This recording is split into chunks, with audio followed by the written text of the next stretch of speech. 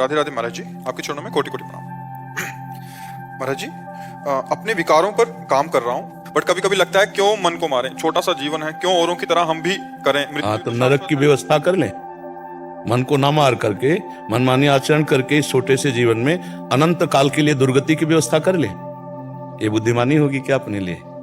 अगर हम अपने मन को निर्विषय करके परमात्मा में स्थापित कर देते हैं इस छोटे से जीवन में, तो अनंत जन्मों की बिगड़ी हम बना लेते हैं। और अगर हम अपने मन को छूट देते हैं, मनमानी भोग भोगते हैं, तो फिर हमारी दुर्गति नहीं हो जाएगी।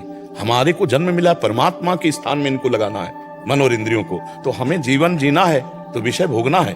विषय के बिना शरीर चल नहीं सकता। तो हमारे लिए भगवान ने धर्मयुक्त विषय बनाया है, नहीं बनाया? हमारे पास अगर गृहस्थ हैं तो पत्नी है, हमें प्यार करने के लिए पुत्र है, परिवार है, रिश्ते संबंध है, भोजन, सब व्यवस्था है। अब हम दूसरे की पत्नी की तरफ क्यों देखें? हम दूसरे के पुत्र की हानि करके अपने पुत्र को धनी बनाने की क्यों सोचे? हम किसी से ईर्ष्या क्यों करें, किसी की निंदा? पाप आचरण के लिए मन को रोकने के लिए ये छोटा शब्द बहुत बड़ा आतंक फैला देगा मन में। छूट देने की बात मात्र से ये हमारा मन ऐसी जगह फंसा देगा जहां से निकलना मुश्किल है। भले हम नहीं रुक पा रहे हैं, लेकिन हम रोकने का प्रयास करेंगे, छूट नहीं देंगे।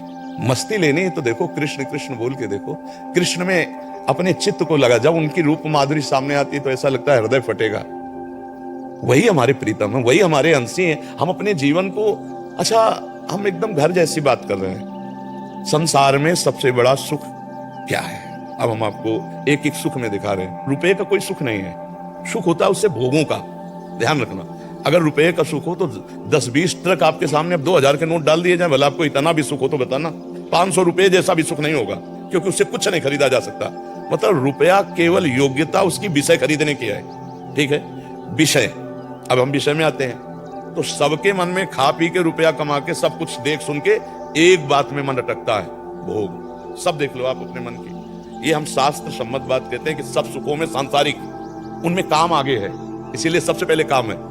अब ये काम सुख कहां है?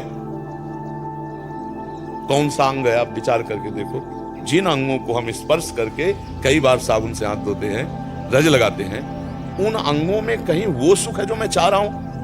आप विचार करके, बहुत एकदम खुला ऑपरेशन हम कर रहे हैं। पूरे संसार के सुख का केंद्र यहां माया रखे। दुर्गंध युक्त घृणित मलमूत्र के द्वार, उन्हीं से हम पैदा हुए हैं, उन्हीं से पैदा हुए, और फिर वहीं जाने का राग हमारा पुष्ट हो रहा है। कौन सा ऐसा हृदय में आपके है कि अगर ये मिल जाए तो मैं सुखी हो जाऊं? आप बताओ। जितना भी आता है उतना भी कम लगता है। तो भोग जितना भी भोग लो उतना भी कम लगता है। यही माया है, यही माया है। जब तक आप भगवान श्री कृष्णचंद्र जी के चरणों का आश्रय लेकर निरंतर भजन में नहीं लगोगे, तब तक दैवी हेषा गुणमयी मम माया दुरतया मामेव ये प्रपद्यन्ते माया में ताम तरन्ते थे। आप सच्ची मानना, मतलब कुछ भी कहना मायाकृत ही है, क्योंकि वाणी माया में है। आज तक मुझे कोई रूप नहीं दिखाई दिया इस विश्व में, और आज तक मुझे कहीं भी कुछ भी ऐसा नहीं लगा कि यार ये चीज, आज तक नहीं लगी। बचपन से भगवान के मार्ग में जिधर देखो, गौर से देखो, तो बस या तो वो जिसका हमने लक्ष्य किया है, और अगर वो नहीं तो ऐसा दिखाई देता है जैसे मकान में आग लगा दी जाए तो खंडहर, कुछ नहीं है। क्या है आप? अच्छा, शरीर में सुंदरता किस बात की है? मलमूत्र की सुंदरता है, पांच भौतिक शरीर है। क्या हम सच्चिदानंद भगवान की प्राप्ति के लिए जो जन्म हुआ, इसको इसमें खो दें? यही बुद्धिमानी है? नहीं, ये बुद्धिमानी नहीं। हम बिना विषय के नहीं जी सकते, शरीर नहीं रह सकता। इसलिए धर्मयुक्त विषय का भोग भोगो। जो गृहस्थी में हो, खान पान आपकी एक भगवान ने व्यवस्था की है, उस व्यवस्था की सीमा में रहो। अगर सीमा के विपरीत तो फिर अशांति, कले बहुत।